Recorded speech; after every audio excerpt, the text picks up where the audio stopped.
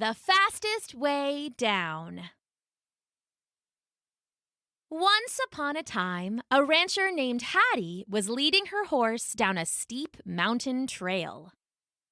"Careful now, Jasper," she said, walking alongside him on the narrow, winding trail, one hand clutching the reins. "The path is still a little frosty, and it's a long way down." She glanced over the edge of the trail at the vast valley sprawling out far beneath her. It was a long way down, but Hattie had never been much afraid of heights. She loved coming up to the top of the little mountain, where she could be alone with the chattery whispers of the wind. And, of course, the steady clip-clop neigh of her young horse, Jasper. The view was especially beautiful this time of year. It was spring in the valley. Everything was starting to shake off the winter gloom and blush alive with color. The trees spread their limbs, stretching like her dad waking up from a nap. Birds chirped and flittered, and flowers fought their way through the grass in rainbow sprawls. Hattie loved the view, but trekking up the mountain wasn't just for seeing sights. Even though it was spring below, the mountain was still in the icy grip of winter. Hattie made extra money for her family by trekking up to the frozen streams and collecting ice to sell in town. Jasper had 2 tin-lined chests that rested across his broad back, and he helped her carry the ice down. The young horse was strong, and he carried the ice chests without missing a step. He was also impatient, and Hattie had to keep a good hold on him so he wouldn't go bolting down the path and slip on the frosty stones. "Keep it careful now," Hattie said, rubbing between his ears. "You're trying to go too fast. There's a time for speed, but sometimes you have to do things the right way, not the fast way." Jasper, for his part, thought that Hattie was much too slow. He wanted to run and jump and leap, and so what if he slid a little? That was part of the fun.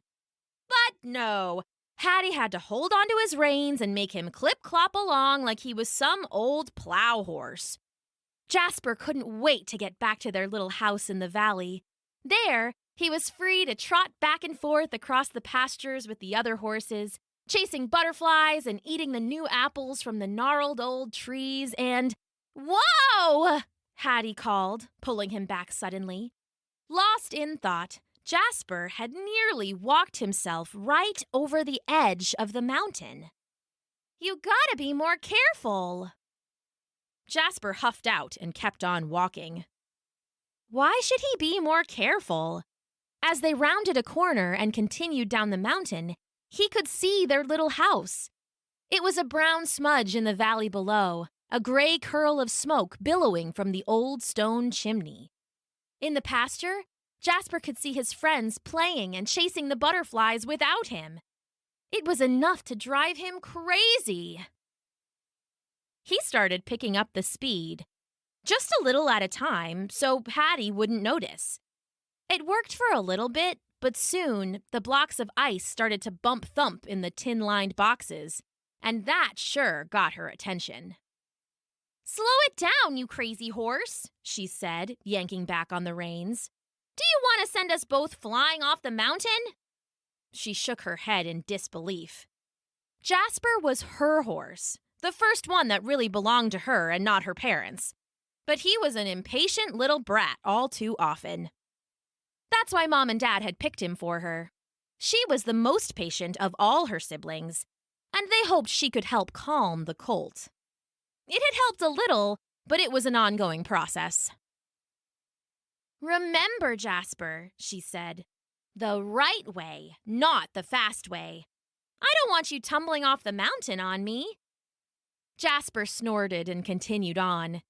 He could still see their little house way down below. They had been walking for what seemed like hours, and they were barely any closer. The mountain was steep, so the trail was what they called a switchback. That meant that instead of going straight up and down, it ribboned back and forth in a lazy zigzag from the bottom to the top. It made it so none of the trail was too steep, but it also made it about 100 times longer. Sure, it was safer, But who wanted to be safe when you could be fast? Not Jasper. He waited until Hattie seemed distracted, lost in her thoughts, and then he bolted for the edge of the trail. Not the switchbacks, not the path, but straight towards the house far in the valley. "No! You crazy horse!" Hattie yelled, and she grabbed the reins tightly. Jasper stepped hard, and for a moment they fought. The girl dug in her heels and leaned back against the safety of the mountain. The horse leaned against his harness, ice chests rattling, and pulled against the rope as hard as he could. "Be more patient," she grunted. "The right way, not the fast way." Jasper whinnied back at her. Why was she trying to stop him? He could see the house. It was stupid to take the slow way when he could see what he wanted. He was going to take the fastest way down, and nothing was going to stop him.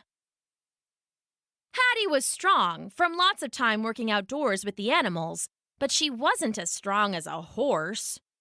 Jasper surged forward and ripped the reins out of her hands. He leapt off the edge of the steep trail and disappeared over the drop. "Jasper, no!" Hattie scrambled to the edge of the trail and looked down. She saw Jasper sliding down the icy rock towards the bottom of the mountain. His hooves scraped and scratched against the stone, but he couldn't find any purchase on the steep and frosty slope. He whinnied again in a panic, and Hattie saw why. Ahead of him was a rocky cliff. Beyond was a sheer drop of at least a dozen feet.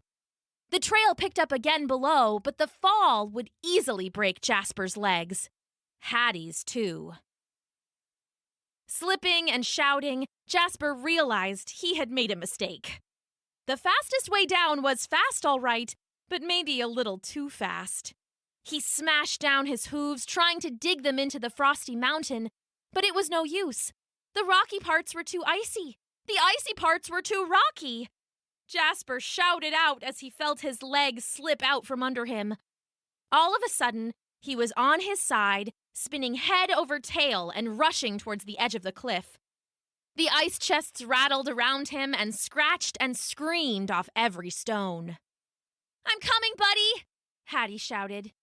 She climbed after him, crab-walking and sliding on her feet and hands so that she wouldn't lose control down the slope and crash into Jasper, sending them both over the edge. Jasper neared the cliff and managed to dig in with his hooves, slowing down. At the same time, Hattie caught his reins in her hands and planted her feet, jerking them both to a stop, Jasper's rear legs hanging out over the open air of the cliff. The ice chest sprang free of the harness and they tumbled over, crashing loudly on the icy trail below. "Gotcha," Hattie said. Jasper snorted back weakly. His girl had caught him. Jasper felt his heart swell with love for his friend. He would lick her face. He would share 100 sugar cubes. He would listen from then on. At least some of the time. His eyes rolled over to peer off the edge of the cliff to the icy stones below. Okay, most of the time. "We aren't in the clear yet," Hattie called, bracing herself and holding onto the reins. "Can you get up, boy?" Jasper wiggled all 4 legs back onto the frozen ground at the edge of the cliff. He tried to hurry to his hooves and felt them slipping out again. But before he could fall, he laid back down and went as still as possible. "Too slippery," Hattie said. "You can't rush it." She looked all around. They were on the edge of the steep hill, the path some 24 feet above them, the cliff immediately below. If Jasper fell the wrong way, he would tumble off. "Listen to me, buddy," she said. "You stand up slow, and I'll help."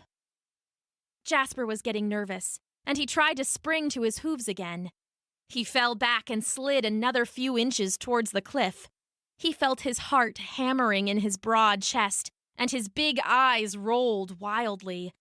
He knew he had to go slower, but that was hard enough when he was calm and seemed nearly impossible now. "Jasper," Hattie snapped, "you need to listen. Just be nice and careful. We'll get back on the trail." She leaned down and rubbed his favorite spot between his ears. "The right way, not the fast way." The horse took deep, slow breaths. She was right. He placed his hooves carefully, one after another after another. "That's right," Hattie said, pulling gently on the reins and his harness. They were teetering on the edge of the cliff now, and one wrong step would spill them both over. Jasper set his hooves down slow, taking one step up the slope. Every nerve in his body seemed to scream at him to hurry, but he had already tried that, and it had already failed. He had to listen to his girl for once. He had to go slow. He set one hoof down on a flat rock, then another a little further up. "Good job," Hattie cheered softly. "You just gotta keep it going."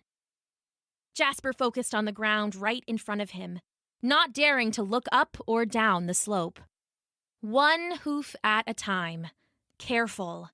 He watched for ice. He was patient.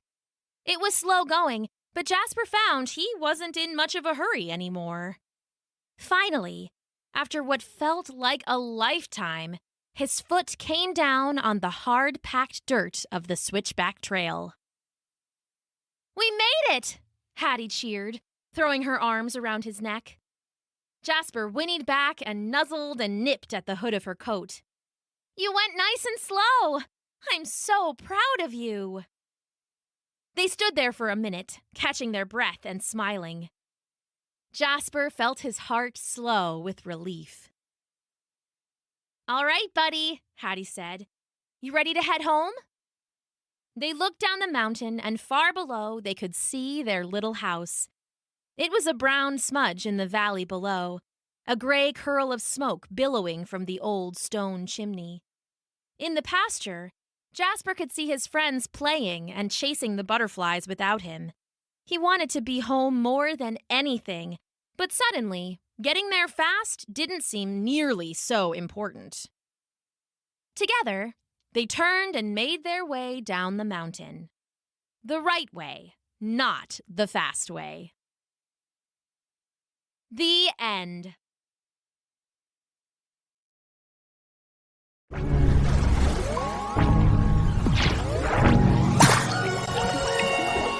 Thanks for listening.